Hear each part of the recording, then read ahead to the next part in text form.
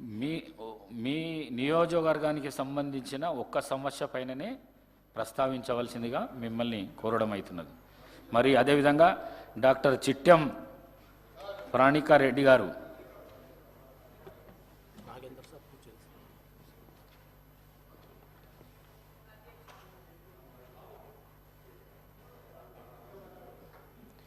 అధ్యక్ష, ఈరోజు కొత్తగా ఎన్నికై మొదటిసారి ఈ సభలో మాట్లాడే అవకాశం ఇచ్చినందుకు మీకు ప్రత్యేక ధన్యవాదాలు తెలుపుకుంటున్నాను అధ్యక్ష. మెయిన్గా ముందుగా మా నారాయణపేట నియోజకవర్గం అంటే ఎప్పుడైనా గుర్తొచ్చేది వెనుకబడ్డ ప్రాంతం, ఎప్పుడు కూడా పట్టించుకోలేదు, నీళ్ళ సమస్య చాలా ఎక్కువగా ఉంటుంది. ఈరోజు మా నారాయణపేట నియోజకవర్గ ప్రజలందరి తరపున, రైతు మిత్రుల తరపున ఈరోజు మాకు పండగ లాగా ఏదైతే ముఖ్యమంత్రి గారు మాకు జియో 69 ద్వారా Narayanpet Kodangal lift irrigation administrative sanction అనేది ఇవ్వడం జరిగింది. 2,945 కోట్లు ఇవ్వడం జరిగింది. దానికోసమని ప్రత్యేకంగా ముఖ్యమంత్రి గారికి మరియు ఇరిగేషన్ మంత్రివర్యులు ఉత్తమ్ కుమార్ రెడ్డి గారికి ప్రత్యేక ధన్యవాదాలు తెలుపుకుంటున్నాం అధ్యక్ష. దీనికోసం ఇప్పుడు దాకా మా రైతులు చాలా కష్టపడ్డారు.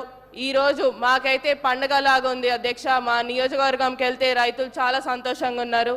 ఈ ప్రాజెక్ట్ వల్ల ఏదైతే 1,00,000 ఎకరాలకి నీళ్ళు అనేది, మాకు సాగునీరు అనేది రాబోతుంది. ఎందుకంటే వలసలు జిల్లాగా మారిందని చెప్పి ఇంతకుముందు కూడా అన్నారు. అవే వలసలు తగ్గి మళ్ళీ తిరిగి అదే వలసలు పోయిన వాళ్ళు తిరిగి వచ్చి వాళ్ళ భూముల్లో వాళ్ళ పంట పొలాలను కోసమని పనిచేసుకోవడానికి అవకాశం ఇచ్చినందుకు ప్రత్యేక ధన్యవాదాలు అధ్యక్ష. దీంతో పాటు రెండే సమస్యలు అధ్యక్ష. మా దాంట్లో ఉన్నది ఏంటంటే మెయిన్గా నారాయణపేట్ అంటే గుర్తొచ్చేది చేనేత రంగం అధ్యక్ష. చేనేత రంగంని కూడా నారాయణపేట్గా మీ ద్వారా ముఖ్యమంత్రి గారిని మరియు టెక్స్టైల్ ఇండస్ట్రీ మంత్రివర్యులు తుమ్మల నాగేశ్వరరావు గారిని నారాయణపేట్ నియోజకవర్గంలో చేనేత కార్మికుల ఉపాధి కోసమని ఒక టెక్స్టైల్ పార్క్ని మంజూరు చేయాలని మా మనవి అధ్యక్ష. దీంతో పాటు చాలా ఉన్నాయి అధ్యక్ష సమస్యలు.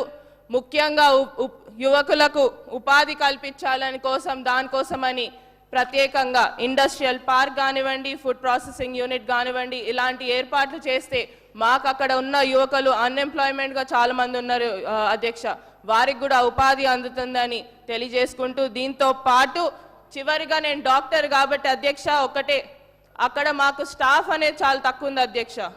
మాకు ఈ ఏదైతే డిస్ట్రిక్ట్ హాస్పిటల్ కానివ్వండి ఆడ స్టాఫ్ అనేది సరిగ్గా ఉండదు. మా పిహెచ్సిలు, సిహెచ్సిలు ప్రతి ఒక్క ప్లేస్లో కూడా స్టాఫ్ చాలా తక్కువ ఉంది అధ్యక్ష. ఆ స్టాఫ్ కోసమని కూడా మా హెల్త్ మినిస్టర్ వర్యులని దామోదర్ రాజనరసింహ గారిని మరొకసారి కోరడం జరుగుతుంది. ఏదైతే స్టాఫ్ అనేది కూడా పెంచాలని కోరుతున్నాం అధ్యక్ష. ఈ అవకాశం ఇచ్చినందుకు ప్రత్యేక ధన్యవాదాలు అధ్యక్ష. దయచేసి. నమస్కారం అధ్యక్ష. సభ్యులు చెప్పింది నోట్ చేసుకున్నాం.